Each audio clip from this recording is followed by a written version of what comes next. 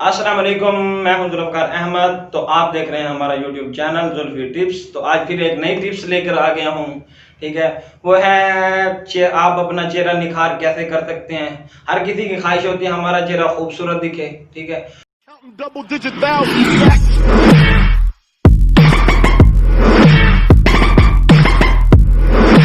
उसके बाद आपने सबसे पहले करना क्या है, सुबह निहार मुंह आपने लेना है 1 गिलास पानी। ठीक है, उसके बाद आपने करना है इसको गर्म। उबालने के बाद आपने 4 से 5 मिनट उबालना है। ठीक है, उसके बाद आपने लेना है 1 अदद नींबू, उसको काट लेना है। काटने के बाद आधा नींबू आपने उसमें निचोड़ देना है। ठीक है, उसके बाद आपने 3 अदद स्पून शहद लेने हैं, मतलब 3 चम्मच शहद के। उसके बाद आपने इन तीनों चीज़ों को करना है मिक्स।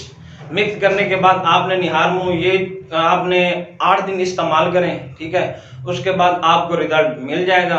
तो उम्मीद करता हूँ आपको वीडियो पसंद आई होगी।